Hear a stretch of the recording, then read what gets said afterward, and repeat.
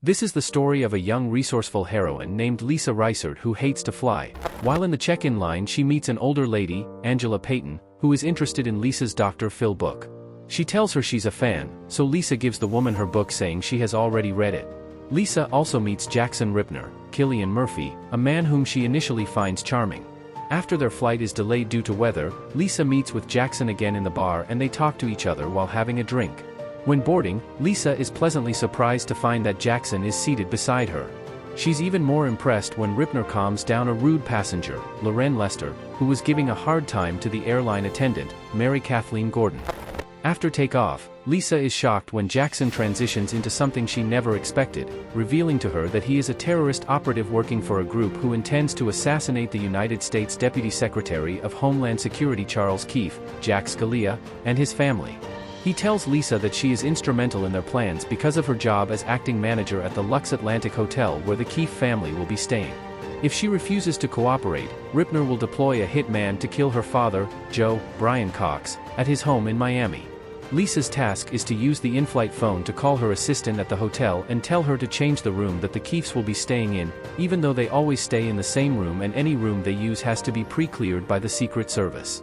Lisa tries to convince Ripner that she doesn't have that authority, but he knows better and orders her to make the call and order the hotel staff to change the reservation from the inner room 3825 to suite 4080, which faces the harbor.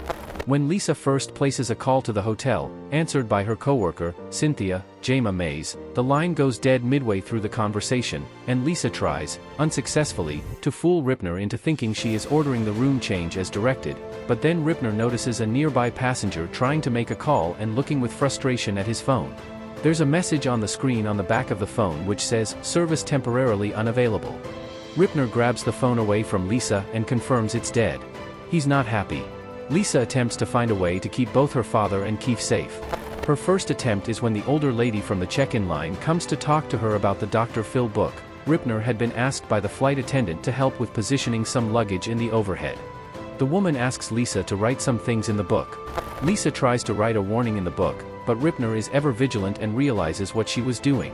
When he returns to his seat, he headbutts her unconscious and puts a pillow under her head to make it appear she is simply sleeping. He then manages to steal the book back from the older woman before she is able to see the message.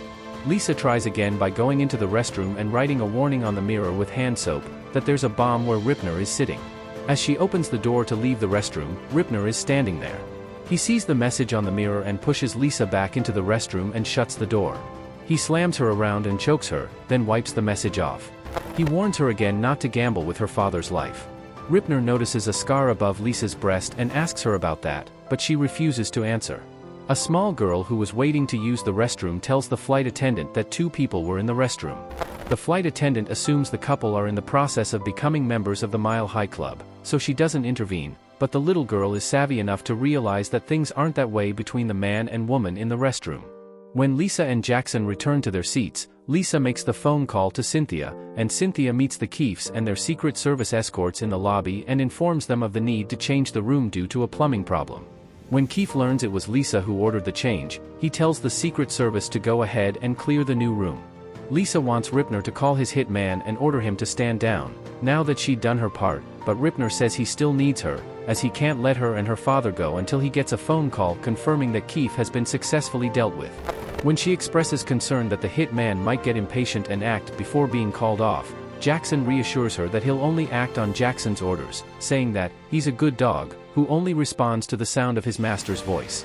Lisa soon realizes that not only Keefe to be killed, but his family too, and she's even more distressed. The Secret Service do a thorough sweep of the new room and even contact the Coast Guard to go investigate a fishing boat sitting way out in the harbor. When the Coast Guard boards and inspects the boat, they call in that it's all clear. The hotel staff then move Keefe and his family into the new suite. As the plane is landing in Miami, Lisa confides in Ripner, telling him that the scar on her throat was from a knife held to her throat by a rapist 2 years ago. When Ripner observes that there was nothing she could do about it, she disagrees and tells him she swore that she would never let it happen again. She then jerks her right hand and arm up and around and stabs Ripner in the throat with an ink pen she stole earlier from a young male passenger. The pen punctures Ripner's windpipe and damages his vocal cords. Lisa climbs over him and as she goes by, she takes his phone and scrambles to make her way through the aisle and other passengers to the main exit door. A young male passenger who'd been falsely accused by his friend of taking his ink pen, Riley observes that now they know what happened to his pen. Lisa has to wait until the door is open, giving time for Ripner to gather himself, pull the pen from his throat, wrap a scarf around his neck, and start after her. Ripner is slowed a bit more when the little girl who'd been observing him during the flight shoves her little carry-on bag out into the aisle, tripping him and knocking him down. The men on that fishing boat that had been cleared by the Coast Guard are shown hauling in a fishing line. On the other end of the line is a large container which they load on board and open, revealing the component parts to an FGM-148 Javelin man-portable fire-and-forget anti-tank missile. They begin assembling the weapon.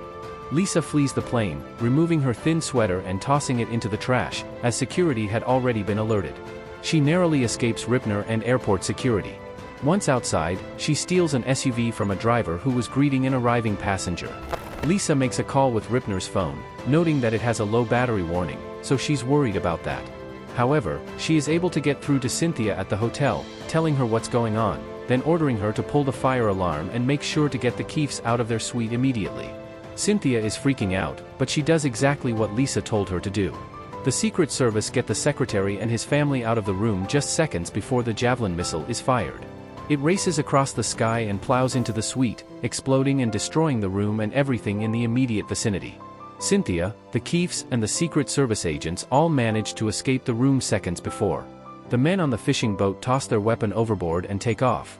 Lisa, still driving, tries to call her father, but the cell phone's battery dies just as he picks up the phone and says hello. She rushes to her father's house, arriving to find the hitman, Dane Farwell, standing just outside the front door. He hears Lisa approach and turns to face her, reaching inside his jacket. Lisa turns the SUV and floors the accelerator, jumping the curb and slamming into the hitman, driving him through the front door, killing him. Lisa finds her father inside. He is shocked not only by a vehicle slamming into his front door, but seeing a man lying on the entryway and then his daughter walking in. He tells Lisa that he has already called 911. Lisa calls the hotel to check on things there. Cynthia confirms the Keefes are okay. When Lisa turns around after talking with Cynthia, Ripner is standing there. He'd knocked out her father, Joe, who was lying on the kitchen floor. Lisa hurried to the kitchen to make sure her father was alive, then she turns her attention to Ripner. She's really angry now, telling him that he'd failed at his mission and assuring him that he's not about to defeat her in her own house. Over the course of the next few minutes, she has the upper hand, as she throws things, punches and kicks him as he chases her through the house. He eventually returns to the body of the hitman and grabs the 12-inch K-bar knife the man was going to kill Joe with. Lisa manages to make another phone call to 911 as she sneaks around trying to figure out where Ripner had disappeared to. As she closes a bedroom door, intending to lock herself in, he is standing right there. They fight some more and she clubs him with a stout cane she'd found in the closet, knocking the knife away. He ends up throwing her down a flight of stairs. Lisa crawls down the last few steps, where she sees a gun lying next to the dead hitman. She grabs the gun and turns to threaten Jackson with it. He moves towards her anyway and she shoots him, wounding him. He kicks the gun out of her hand and grabs her by the hair. He's about to kill her when Joe appears and shouts, "Hey!"